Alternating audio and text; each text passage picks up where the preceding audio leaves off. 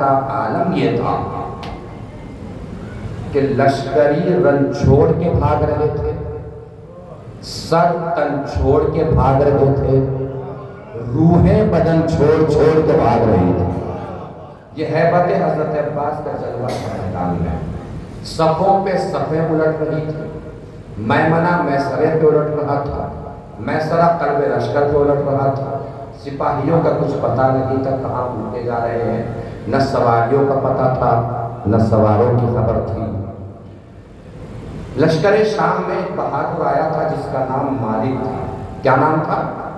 مالک۔ بس سنیے گا، ایک منظر مجھے حضرت عباس کی شجاعت کا دکھانا ہے۔ کون تھا؟ کیا نام تھا؟ مالک۔ 95 سال کا، 95 ایئرس، 95 سال مالک کی عمر تھی۔ اور مولا عباس نے کیا عمر ہے کربلا میں؟ 32 سال۔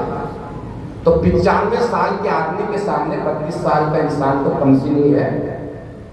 جب اس نے لشکر کا حال دیکھا حضرت عباس کے آنے کے سبب، تو اس نے شرم سے کہا کیسے کیسے سپاہی لے کے آیا ہے، ایک کمسن نہیں سنبھالا جا رہا ہے۔ شمر تب گیا، اس نے تب کیا کہا کہ ہم پیچھے ہٹ جاتے ہیں، تو سنبھال لے۔ توجہ دیجیے گا جی، بس ایک منظر دکھانا ہے حضرت عباس کی شجاعت کا۔ ہم پیچھے ہٹ جاتے ہیں، تو سنبھال۔ 95 سال کا مست ہاتھی کی طرح جھومتا ہوا چلا۔ میری کوئی خطیبانہ امتزاج اس واقعے میں نہیں ہے۔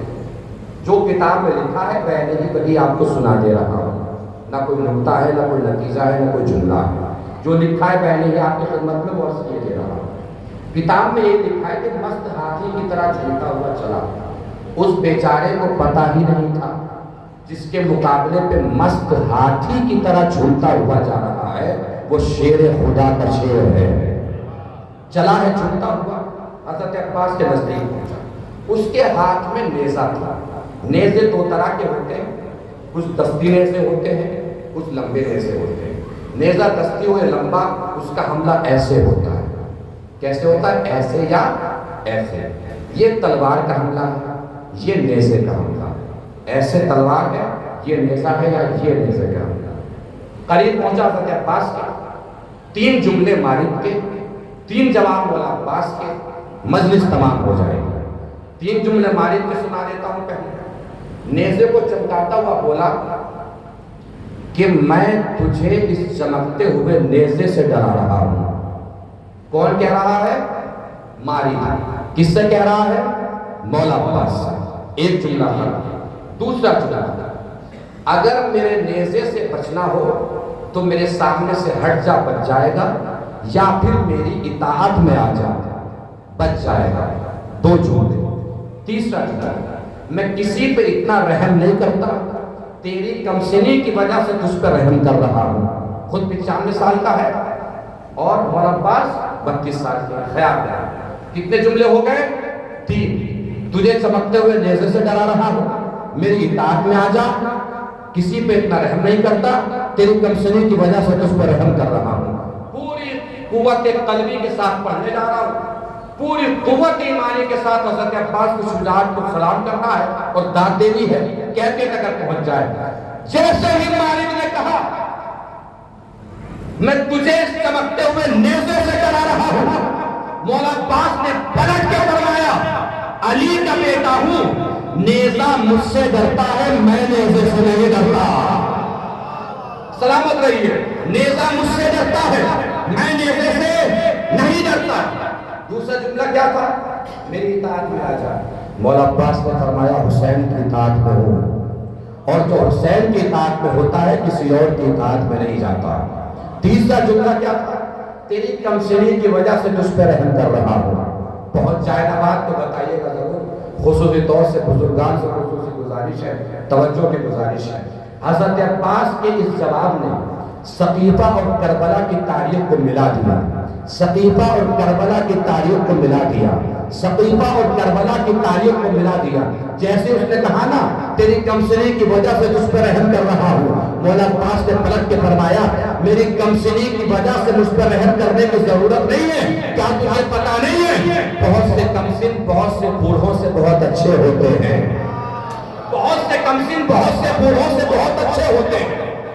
اس نے کہا ٹھیک ہے تو بات سنبھالی ہے، نیزے کا وار کیا، 95 سال کا خود ہے، پورا جنگی تجربہ ہے، پوری شجاعت اور پوری طاقت کے ساتھ اس نے نیزے کا وار کیا۔ ادھر سے نیزہ چلا، ادھر سے حضرت عباس کا ہاتھ چلا، پورا ہاتھ بھی نہیں، نیزے کی علی کو مولا عباس نے اپنے انگوٹھے اور انگلی کے درمیان ایسے روک لیا، نیزے کی علی کو انگوٹھے اور انگلی کے درمیان ایسے روک لیا۔ آپ نے شاید توجہ نہیں فرمائی، دو انگلیوں سے نیزے کی علی کو بس وہی روک سکتا ہے جس کے باپ نے دو انگلیوں سے در خیبر اٹھارا ہو، جس کے باپ نے دو انگلیوں سے در خیبر اٹھارا ہو۔ نیزے کی علی کو روک لیا اور ایسے اچھالنا شروع کیا، اتنا اچھالا کہ نیزہ کمان بن گیا۔ اس نے سوچا کہ اگر میں نے نیزہ چھوڑا نہیں تو شاید میں خود اچھل جاؤں گا، یہ سوچ کے اس نے نیزہ چھوڑ دیا۔ مولا عباس نے اسی کے نیزے سے اس پہ حملہ کیا، ایک طرف سوار گرا، ایک طرف سواری گری۔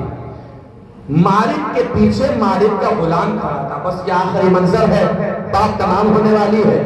مالک کے پیچھے مالک کا غلام کھڑا تھا، اس کے پاس ایک گھوڑا تھا جس کا نام تاویہ تھا۔ مالک کا غلام تاویہ کو لے کے آگے بڑھا، یہ سوچ کر جلدی سے آگے بڑھوں تاکہ میرا آقا اس تاویہ پہ سوار ہو۔ حضرت عباس کی نظر تاویہ پہ پڑی، کمر دیکھی، پشت دیکھی، گھوڑا دیکھا، ٹاپے دیکھی، حسن دیکھا۔ حضرت عباس نے اپنے گھوڑے سے جست لگائی، تاویہ کو اپنے قبضے میں لیا، لجام کھینچی اور خیمہ حسینی کی طرف تاویہ کا رخ موڑ دیا۔ پیچھے سے شمر کی آواز آئی، کوئی عباس کو گھوڑا